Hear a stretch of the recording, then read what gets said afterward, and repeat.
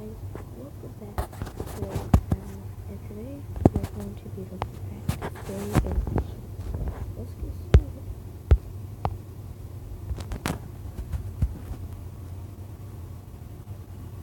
I used to be a trucker and would do a lot of late night runs. I usually had my coffee to keep me going through the night, and even then it would still be tough. This night, however, I didn't have my coffee, and things weren't going so well. On several occasions, I almost fell asleep behind the wheel, and I was only just barely able to save myself from completely drifting away by actually feeling the truck drifting off to the side of the road. Then, just as I thought I was regaining my awareness, I saw a black figure coming up in the road, right in the path of the truck. I swerved away to avoid the figure, and just barely missed it. I had to come to a complete stop to try and gather my sanity back up. I looked in the left rear. And as imagine like everybody, they're like, why is this ice so blue? It's because that's my mom. It really does. Look, this is how Momo looks.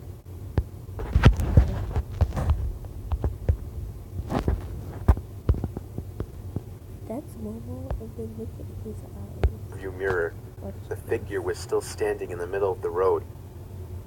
I am not usually a person to confront things in any situation, but something possessed me to get out of that truck and give the person a piece of my mind.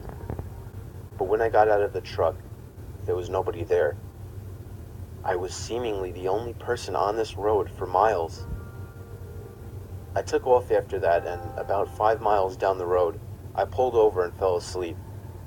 I think my mind was playing tricks on me that night, but I don't know why my brain would create such an eerie image.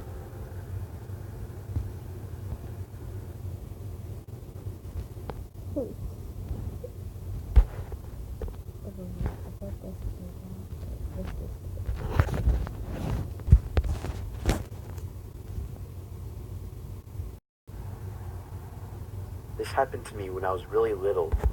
I was 7 years old, but I still remember all of it like it happened yesterday. I was sleeping over my grandma's house, like I always did when I was little. She never drove her whole life for some reason, so she would constantly be taking long walks everywhere. One day when I was sleeping over, she wanted to walk all the way to the library, which was like 10 blocks away. I didn't want to take that walk. I was a lazy kid, so she went off and told me not to answer the door to anyone. My grandma was the kind of person that was strict, and she didn't baby people, so it wasn't unusual for her to leave me by myself at such a young age. Sometime while I was alone, the phone rang. I, being a dumb and curious little boy, answered it. It was a man on the other end. I remember he said, "Who is this?" I said, "Danny." "Are your parents home, Danny?" I said, "No." "So you're home alone right now, Danny?" I said, "Yes." "Where are you at right now, Danny? Do you know the address?" Somewhere in Queens," I told him. "All right, Danny, bye-bye now." He hung up. I don't even remember thinking twice about it, but the story didn't end there, unfortunately. I'd say almost an hour later, a knock came at the door. I remembered what my grandma said, so I remained on the couch. "I see you on the couch, Danny." My little heart sank. Very creepy looking. Yeah, that's the other side.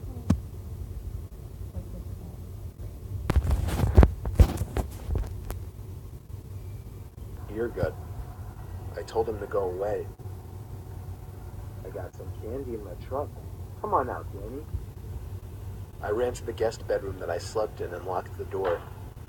Moments later, I heard the back door being fiddled with, followed by banging and thumping as he tried to break down the door.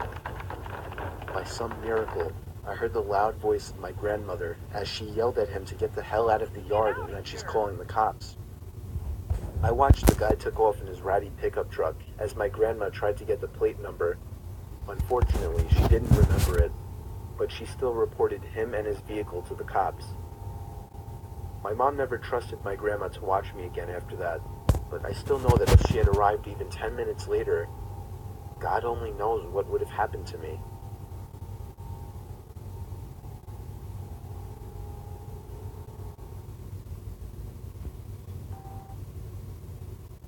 Today's students are busy.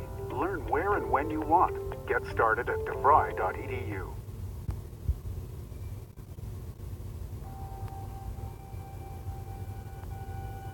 When I was 21, me and my girlfriend were upstate in my family's vacation mobile home. It was during a snowstorm, and we were sitting on the couch next to the heater, snuggling and watching late-night TV. We were surrounded by absolutely nothing but forest in all directions, and all that was keeping us from the outside was a wooden door that had a broken lock. While we were watching TV, my girlfriend started shaking me, telling me she heard something outside. I assured her it was most likely a deer or a bear or something, but then 5 minutes later, my girlfriend looked at me again. I heard it too. I muted the TV so we could hear it better. It sounded like someone was messing around in the little lawnmower shed outside. My car was parked outside and all the lights were on inside. If there was anybody out there, they knew we were inside. My girlfriend was urging me to go outside and check it out, but I told her she must be crazy to think that I was going out there. The sound stopped and there was nothing but the sound of the storm outside now. After a few minutes, I felt it safe to shut the inside lights and open the blinds to take a quick look outside, but it was too dark to see anything. I turned on the porch light and I was able to see a good portion of the front yard outside.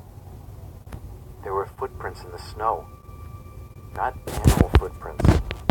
Hold on, guys. So I think it's just his footprint, because remember, he went outside. So, I don't know. They were clearly shoe prints, and they were headed in the direction of the backyard.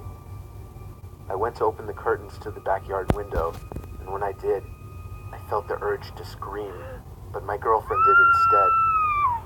Even though there were no lights in the backyard, we could see a man dressed in all black and wearing a vendetta mask facing the window.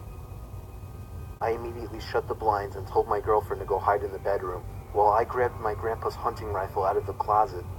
I pushed the cinder blocks and a bunch of other heavy objects in front of the door as a barricade, shut all the blinds and lights, and went to hide with my girlfriend in the corner of the bedroom. There was a bang at the front door.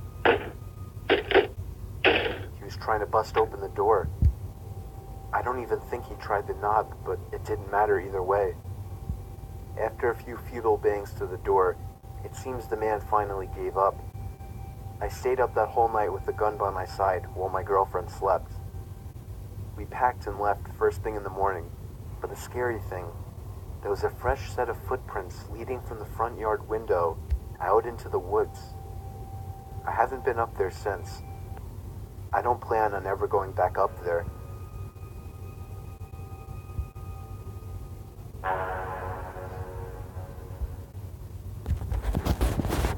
Let me just say that sleep paralysis is one of the most horrifying things you can have. I never had these types of hallucinations before, but this night, however, I did. I was getting ready for bed and setting my alarm clock for 6 a.m. for school tomorrow. I was lying down with the light still turned on, and I was reflecting on life. For whatever reason, I looked around my room and saw something in the corner. It was the most horrifying thing I've ever seen. Alright, I'm gonna end this right here. So, stay tuned for the next video. Have a good one.